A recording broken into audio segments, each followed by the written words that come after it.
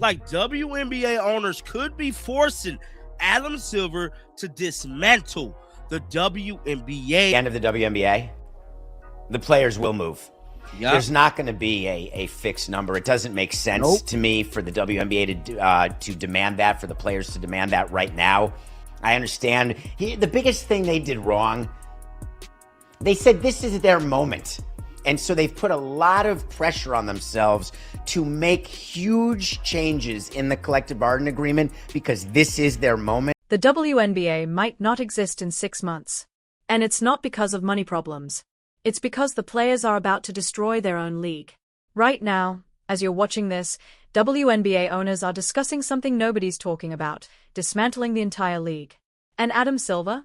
He's caught in the middle of the biggest mess women's basketball has ever seen. Here's what's actually happening behind closed doors.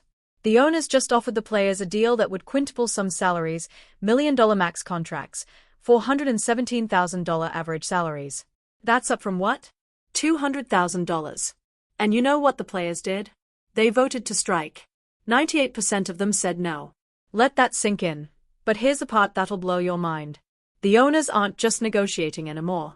They are calculating. They are running the numbers on what happens if they just shut it all down. And according to NBA insiders who actually understand contract negotiations, that option is very much on the table. Every player is a free agent. All of them want money and need money. If you have a well-capitalized and well-funded business, the way Project B may be, that could be the end of the WNBA. What I'm telling you is that if the players get too greedy, it will be the end of the WNBA. And that's not the end of the world for them. Because they have options. Let me break down the offer. These players just rejected $1 million maximum salary. Regular salaries averaging $417,000, $200,000 in performance incentives on top of that, revenue sharing included. That's a super max potentially hitting $1.2 million. For context, the current max is barely over $200,000.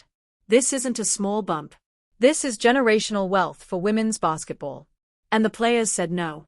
Why? Because they want what the NBA has. They want a percentage of revenue locked in. They want 50% or more of whatever the league makes. Sounds fair, right? Wrong. Dead wrong. And here's why the owners are losing their patience. The WNBA has been losing money for decades. Not millions, hundreds of millions. The league has been subsidized by NBA owners who saw it as an investment in women's sports. But investments need to eventually pay off. And right now, the WNBA is drowning in debt that's been piling up for 27 years. The players want NBA-style revenue sharing. But here's the uncomfortable truth nobody wants to say out loud. The NBA makes over $10 billion a year. The WNBA? They are celebrating breaking even for the first time ever. You can't split revenue that doesn't exist. You can't demand 50% of negative numbers. That's not how business works. And now we're hearing about Kathy Angelbert potentially being fired as part of the CBA negotiations. The players reportedly want her gone. The owners are tired of her, too. Everyone's looking for someone to blame. But here's the reality check. Changing commissioners won't change viewership numbers. It won't suddenly make casual fans care about regular season games. Let me hit you with some hard facts. When Caitlin Clark plays, ratings spike. When she doesn't, they crash. That's not sexism. That's not hate. That's data. The league's entire economic model right now depends on a handful of stars driving interest. And those stars are the same ones who might price themselves out of a league. Now, here's where it gets really interesting. There are whispers about Project B, another women's basketball league, well-funded, ready to launch, and every single WNBA player is technically a free agent right now during this negotiation. If someone with deep pockets wanted to poach every star player and start fresh, this is the moment. No contracts, no loyalty clauses, just money. You want to know why Adam Silver is involved, even though he says he's not at the table? Because he's watching his owners calculate whether it's cheaper to fold the WNBA and start over than to give in to demands that don't make financial sense. That's the conversation happening in those luxury suites. The players think this is their moment. They've said it publicly. This is when they leverage all the attention from Caitlin Clark's rookie season and Paige Buehr's coming in. Strike while the iron's hot, right? But here's what they miscalculated. You can't leverage attention that isn't translating to money yet. Viewership is up. Attendance is up. But profitability? That's a different story. And let's talk about what the owners are actually offering beyond salary. Housing? They are willing to negotiate. Benefits on the table. Retirement packages. Let's talk about it. But here's what they are not willing to do. They are not willing to commit to a fixed percentage of revenue when they are still trying to dig out of debt. That's not greed. That's survival. The players' union made a critical mistake. They went all in on this negotiation.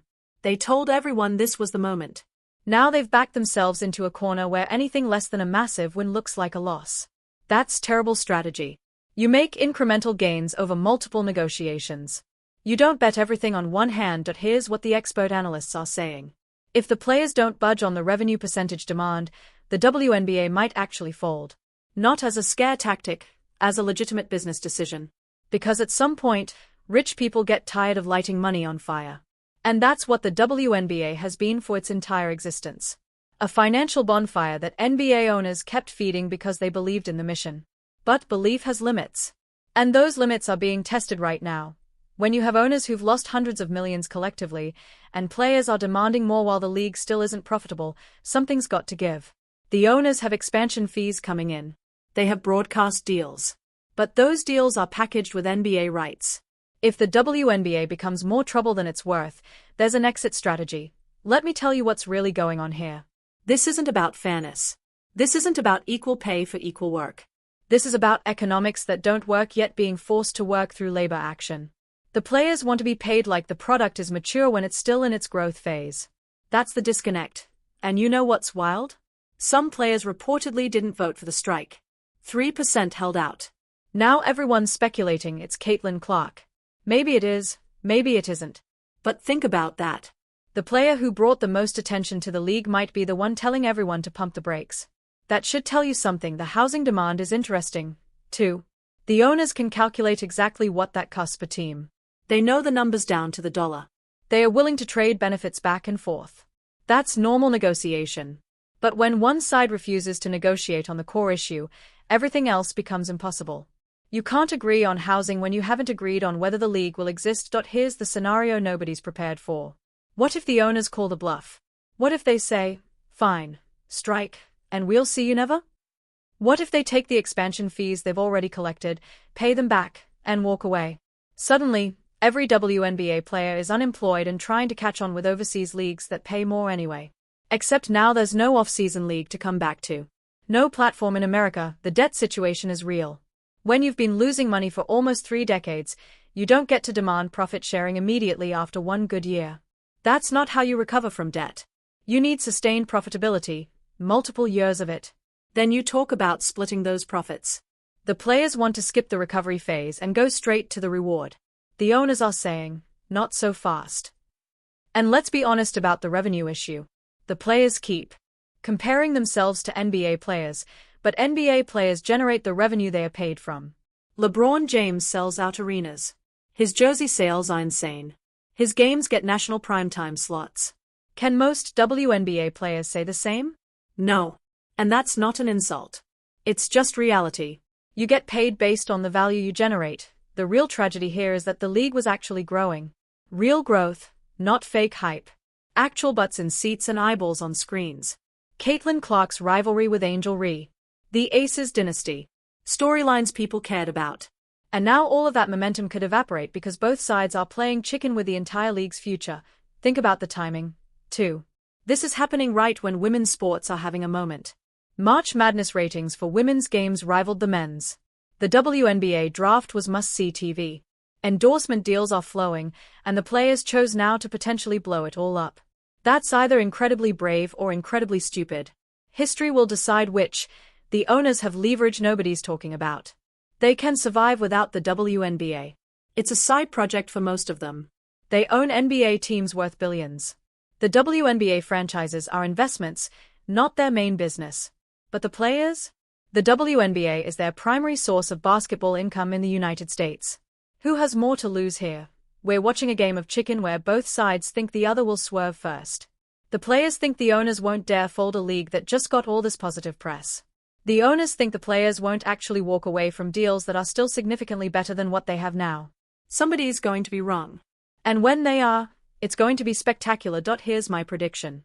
One of 3 things happens. Either the players accept a slightly modified version of the current offer and everyone claims victory, or the owners lock them out and we miss a season, or the nuclear option.